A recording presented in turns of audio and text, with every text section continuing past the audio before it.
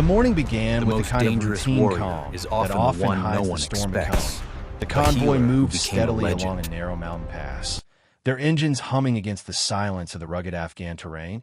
Michael sat in the third vehicle, his mind not on war, but on his work as a medic. He checked the lists of supplies, gauze and morphine, fluids and bandages, every item that meant the difference between life and death when chaos erupted. The sky was pale blue, the peaks towering like ancient guardians on both sides of the valley. Dust clung to the air, stirred by the heavy wheels of the armored trucks. For a moment it felt almost ordinary, almost safe, and then at exactly 0847 the earth itself seemed to shatter. A thunderous blast ripped through the lead vehicle, fire and twisted steel exploding outward in a violent bloom of orange. The mountain walls echoed with a roar, shards of metal arced through the air as Staff Sergeant Robert and 3 Marines were consumed by flame. The concussion rattled the convoy, tossing debris and shock waves down the valley. Michael's heart slammed against his ribs. The ringing in his ears drowned out thought, and before the dust could even settle, the sharp crack of rifles thundered from the ridgelines. From above came the hammering bursts of machine gun fire. Deep and relentless, bullets tore into the valley floor, spitting dust and sparks. Contact, left, shouted a Marine from the turret, his voice breaking against the roar of war. Michael's eyes widened as he saw muzzle flashes flickering along the slopes. Not one or two, but many, at least half a dozen firing angles, all raining down into the kill zone. The convoy had been caught in the perfect trap. The valley was narrow, steep cliffs on either side, no room to maneuver, no escape. The enemy had chosen the place with brutal intelligence. They had turned the Marines' path into a cage of death. The second vehicle swerved desperately to avoid the burning wreckage of the first. Tires screeched on loose gravel. The driver overcorrected, and the truck flipped twice before slamming into a field of boulders. The impact scattered Marines like ragdolls, screams mixing with the metallic crash. John, the sergeant who had been joking about his girlfriend's terrible cooking only minutes before, now lay broken on the rocks, his leg twisted grotesquely, his face pale, motionless until a sudden gasp proved he was still alive. Emma's voice rose above the firestorm, calling desperately for the medic. Her hands pressed into the torn shoulder of Private Martinez, blood spilling hot and fast between her fingers. Her eyes were wide with terror as she fought to keep him alive. Michael knew in that instant that his supplies were no longer numbers on a list. They were lifelines, and those lifelines were being demanded now. Grabbing his medical bag, he sprinted forward, zigzagging across the valley floor as bullets chewed the dirt around his boots. Each step was a gamble, every movement a prayer.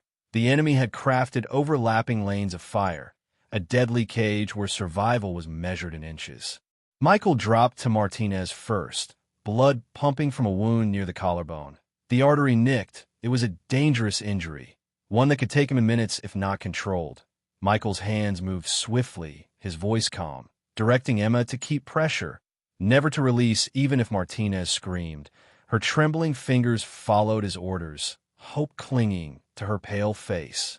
The radio crackled with static and urgent voices. Overlord to Viper 6. Closest air support is 15 minutes out. Apaches are already engaged near Kandahar. Hold your ground. 15 minutes, Michael thought grimly. At the pace the enemy was closing, 15 minutes might as well be forever. They would all be dead in 5. He glanced up and saw figures darting across the slopes. Insurgents maneuvering closer, their weapons spitting fire. Private Sophia crouched against a boulder, her young face drawn with terror. Her rifle shook in her hands, her breath shallow. She whispered that they were surrounded, unable to see half of the shooters. Her words trembled with the fear of someone far too young to die in such a place. Michael moved quickly, stabilizing Martinez, then rushing to John, who had begun crawling toward cover, his leg a mangled mess. John's face was ashen, but his eyes were alive with stubborn determination. He asked with clenched teeth how bad it was. Michael bound a fracture with strips from his kit, telling him he would live if they could hold long enough. Above them, an RPG streaked down from the ridge, its smoke trail cutting the sky. It missed Sophia's position by feet, slamming into the valley wall with a deafening blast. The shockwave flattened 2 Marines, rocks raining down like shrapnel. The enemy was pressing harder, their trap tightening. Emma shouted again, pointing to insurgents closing from the eastern ridge. Their movement was deliberate, bounding from cover to cover. The Marines were running low on ammunition. The machine gunner from the second truck lay unconscious, his weapon buried under twisted steel. The Marines had been reduced to rifles and courage, and both were running thin. Amid the chaos, Michael's gaze fell on something half buried in the dirt. Robert's sniper rifle, thrown clear from the burning vehicle. The sleek steel seemed to glimmer even in the smoke. He remembered his grandfather's voice from long ago. You will always find yourself where you are needed most, with exactly what you require to finish the task. Michael's heart pounded as his fingers curled around the weapon. Its weight was familiar, not because of war, but because of countless mornings in Montana, where the mountain air was crisp and his grandfather's lessons were carved into memory. The rifle had always been more than a tool. It had been a teacher. As bullets ripped through the valley and Marines bled into the dust, Michael realized the time for hesitation was gone. He was a medic, yes, but he was also something more, something no one else in this convoy had expected. The invisible man who patched wounds was about to become the most dangerous presence on the battlefield. The valley had become a furnace of fire and noise. Smoke rolled thick across the broken ground.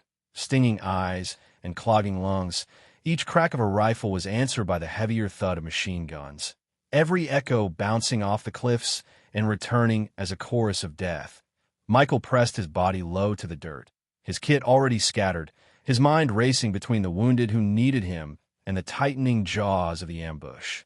Martinez gasped beneath Emma's hands, his uniform soaked crimson, Emma's knuckles white as she fought to hold the artery closed. Michael shouted to her above the chaos to stay steady. He felt the ground jump as another explosion rumbled through the pass. The air reeked of cordite and burned fuel. John lay 30 yards away, dragging himself with his arms, his shattered leg trailing useless behind him. Michael sprinted to him, the world narrowing into a tunnel of dust and gunfire. Each movement calculated, each heartbeat hammering like a drum.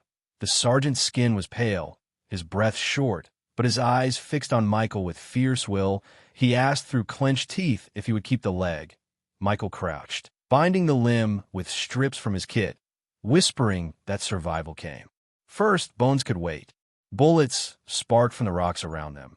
A spray of gravel cut Michael's cheek.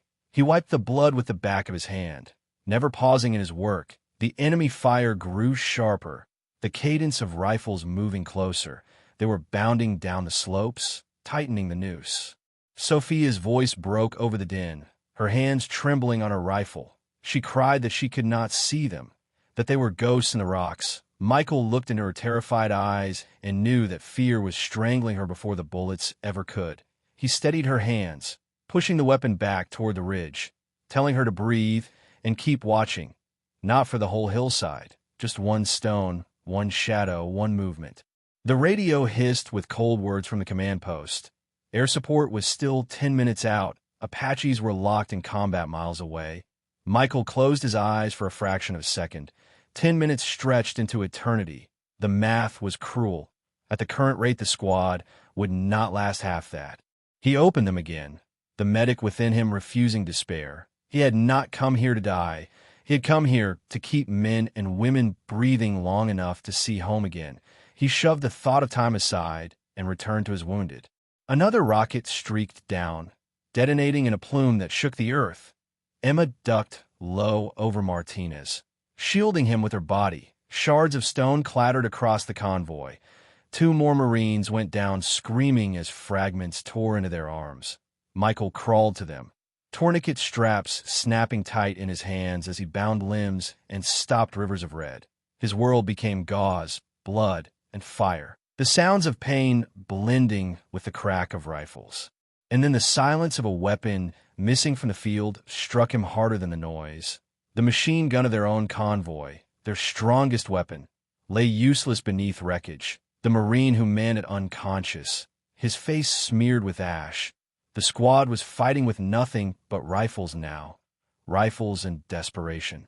Michael lifted his head for a heartbeat, scanning the chaos. He counted muzzle flashes and arcs along the ridge, 6 at least, maybe more, their lines overlapping perfectly, a web designed to kill everything caught inside. It was an L-shaped trap, the kind his grandfather had once described when teaching him how hunters corral their prey into a choke. Only this time Michael was inside the choke, and his family was bleeding. Emma shouted again, pointing to the east. 3 insurgents were sprinting cover to cover, their advance relentless. If they broke through the line, it would be over. The convoy would be torn apart. Davidson's magazine clattered empty beside her. Sophia, still frozen behind her boulder. Michael's eyes caught the glint again. The sniper rifle lying half buried in the dust. Robert's rifle, thrown clear from the burning truck. It seemed almost a call to him, the steel whispering in the midst of fire.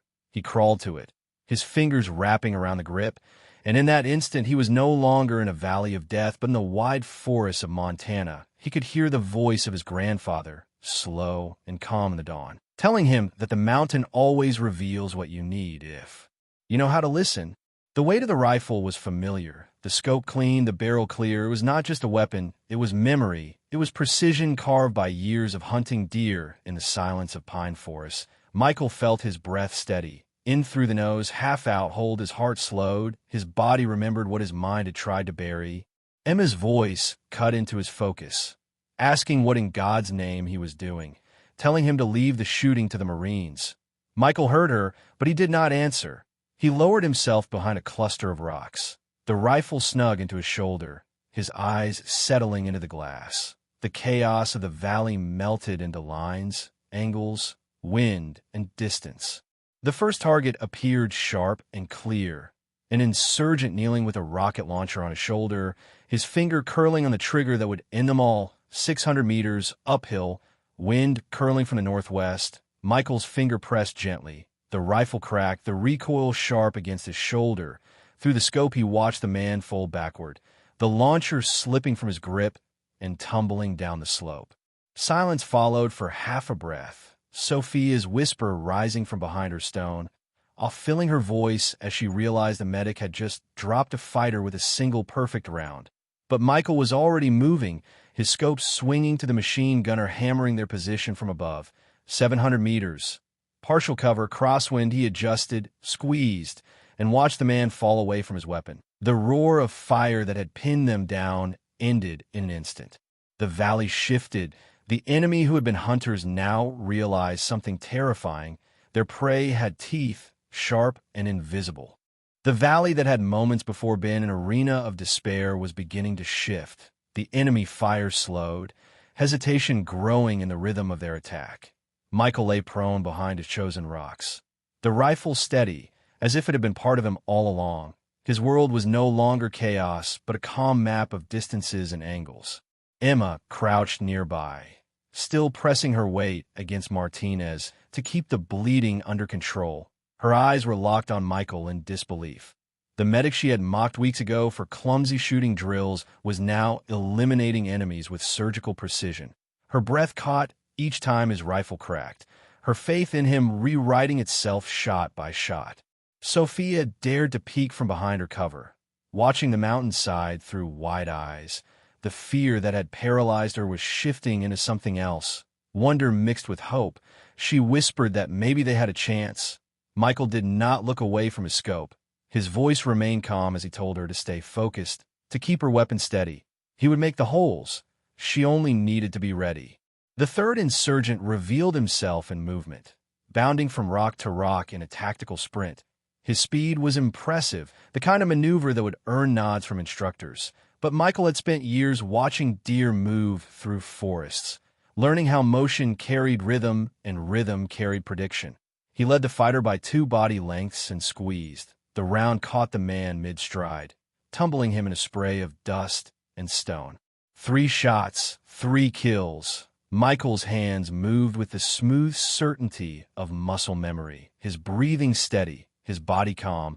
He became what his grandfather had always told him he would one day be, a hunter who could merge patience and precision into inevitability. The radio crackled again. Overlord calling for status. Emma grabbed it, her voice alive with awe as she reported that their medic was tearing through the enemy like a marksman born. The disbelief on the other end was palpable, but there was no time to dwell on it. The fight was still far from finished. Another muzzle flash betrayed a sniper high on the northern ridge, concealed behind a boulder. The gap was no larger than 6 inches, barely visible to the naked eye. But through the scope Michael saw it like a doorway. He timed the pause, waited for the fraction of stillness between breaths, and pressed. The enemy sniper slumped behind the rock, the boulder now his grave marker. In the brief lulls between shots, Michael moved back to his wounded, his hands switching from trigger to bandage without hesitation. He called to Sophia to check Martinez's bandage, to Emma to keep John awake and talking. His voice was level, controlled, as if the dual tasks of healer and killer were natural extensions of the same duty. His squad began to believe that maybe he could not be shaken. On the ridges, the fighters grew restless. Their perfect ambush was crumbling. Their lines were breaking. The medic they had dismissed as harmless was unmaking their careful design. 2 insurgents broke cover at once, sprinting down the slope in a desperate rush. Michael swung his scope, tracking the first, leading him downhill. The shot caught the man in the chest, twisting him backward. The second ran farther, zigzagging wildly in panic. Michael read the rhythm. Even in chaos, his shot struck, ending the run mid-stride. John groaned nearby, his voice raw with pain but filled with awe as he asked how many had fallen already. Michael muttered the count under his breath. 8. Never letting his eyes leave the scope, his grandfather's words echoed again. Never assume you got them all. The one you miss is the one that ends you. The air grew heavier with smoke and silence. The fighters on the slopes were learning that the prey they had cornered was now hunting them one by one. Michael was no longer invisible. He had become the storm itself. Near the burning wreckage of the lead truck, movement stirred. An insurgent tried to approach Robert, who was still trapped in the flames. The shot was close range by Michael's standards for 100 meters, but the heat shimmer distorted the air, bending light like a mirage. He adjusted instinctively, aiming high and left. The round cut through the distortion true. The fighter fell before he could touch Robert. Emma and Sophia sprinted to help pull Robert free, while Michael laid down what he called covering fire. But his covering fire was not suppression. It was precision. Each target that dared move toward the Marines dropped before they understood what had struck them. By the time Robert was dragged to safety, 3 more fighters had fallen. The Marines who had moments ago whispered that they were finished now looked at Michael with something close to reverence. The medic who had carried bandages was now their lifeline in an entirely new way. The battlefield shifted again. The enemy realized that what had begun as their perfect ambush was turning into a massacre. Michael chambered another round, his movements smooth, deliberate, unstoppable. The hunter had been revealed, and there was no hiding from him now. The silence that followed the last of Michael's shots was heavy. Not the silence of peace, but of fear shifting sides. The enemy who had once controlled the battlefield now hesitated in the shadows, afraid to reveal even a shoulder to the medic-turned-marksman. Robert, his face streaked with soot and pain, leaned against a rock, his shattered arm wrapped hastily. His eyes followed Michael's every move. In 2 decades of service he had seen battles turn, but never like this. He whispered to Emma that he had never seen marksmanship of this kind, not even from the best trained snipers. Emma only nodded, still pressing her hands to Martinez, her gaze locked on Michael's calm silhouette. Michael himself did not hear them. His mind was inside the scope, every breath measured, every heartbeat a metronome. He was not thinking of glory, not thinking of medals or recognition. He was simply fulfilling the role he had been trained for long before he ever wore the uniform. A healer who knew when the only way to save lives was to end those who threatened them. Another flicker of movement on the ridge caught his eye. A fighter creeping low tried to drag the fallen machine gun into position again. Michael tracked him slowly, squeezing the trigger with the same patience he once used when hunting deer that stepped cautiously into a clearing. The shot landed, the fighter collapsed, the weapon slipping from his grasp. He shifted seamlessly back into his medic's duty, calling Sophia to fetch water for John, telling Emma to keep checking Martinez's breathing. He balanced life and death with calm precision, as if both were natural tasks. The Marines began to feel something strange stir inside them. Hope. Two insurgents broke cover together, a last desperate push, their rifles blazing as they rushed down the slope. Michael tracked the first, led a sprint, and dropped him clean. The second made it 20 more yards before another round found him. The Marines stared as if they were watching an impossible performance. John, his face pale with pain, muttered the number under his breath, 9, then 10, then 11. His voice wavered between agony and awe. Each time Michael fired, the count rose. The insurgents who survived were unraveling. Their ambush had been perfect, their advantage overwhelming. But they had not prepared for a medic with the hands of a healer and the eyes of a hunter. They had not prepared for a man who could shift from bandaging arteries to ending enemies with the same calm breath. Robert's voice rasped across the rocks, telling Emma and Sophia to listen closely. He said that Michael had redefined what it meant to wear their uniform. He said that courage was not only charging forward but standing steady when the world collapsed. He said they were alive because of him. Michael did not turn to hear. His focus was on the burning wreck. Another fighter creeping close. The heat shimmer twisted the air. The flames roaring. He compensated again, instinct guiding him. The round tore through the mirage and ended the threat before it reached Robert. The squad began to move with new energy. Emma and Sophia hauling ammunition from the wreckage. John rallying what little strength he had to cover with his rifle despite his ruined leg. They had found their center in Michael, and it made them fight harder. The radio crackled once more. Overlord reporting that air support was minutes away. Davidson answered, her voice a mixture of disbelief and pride, telling Command that their medic had taken down more enemies than she could count. Command questioned it, the silence on the line carrying disbelief. But the proof lay all around them in the still bodies on the slopes. Michael chambered his 14th round, his hands never shaking. Another fighter tried to retreat up the northern slope. His movements frantic, Michael tracked him uphill, nearly 800 meters, adjusting for elevation and wind. The shot was perfect. The man collapsed against the rocks. John whispered again, 14. His voice weak but reverent. Robert looked on, his good hand pressed to his chest, as if steadying his heart. He had doubted Michael, dismissed him as only a medic. Now he knew that legends are born in moments like this. Not in training fields, not in parade grounds, but in the crucible where men reveal their true selves. Michael found his 15th target, a sniper who had waited too long, patient but not patient enough. Michael's grandfather had always said that the mountain tells you everything if you listen, and Michael listened. He read the dust swirling in the valley, felt the wind on his cheek, and adjusted. The shot was clean. The enemy sniper vanished from sight forever. The battlefield quieted. The Marines held their breath. Sophia asked in a trembling voice if it was over. Michael did not answer. He kept his eyes on the scope, scanning. His grandfather's lesson echoed. Never assume you got them all. The one you miss is the one that kills you. Minutes passed before the sound of helicopters grew. The deep thump of rotor blades rolling through the valley. The enemy who had survived began to scatter, retreating down ravines. Michael tracked 2 of them. His scope steady, his shots were as precise as the first. 16, then 17. Each fighter fell among the rocks, their weapons clattering against stone. 17 shots, 17 kills. Michael lowered the rifle at last. His eyes still scanning, but the valley quiet now, except for the crackle of fire and the distant thrum of air support. He spoke the word clear, his voice carrying across the battlefield. All threats neutralized. The Marines looked at him as though they were seeing him for the first time. Sophia's rifle rested against her knee. Emma's blood-stained hands trembled not from fear, but from the weight of what they had witnessed. John's head leaned back against the rock, his lips forming the number 17 like a prayer.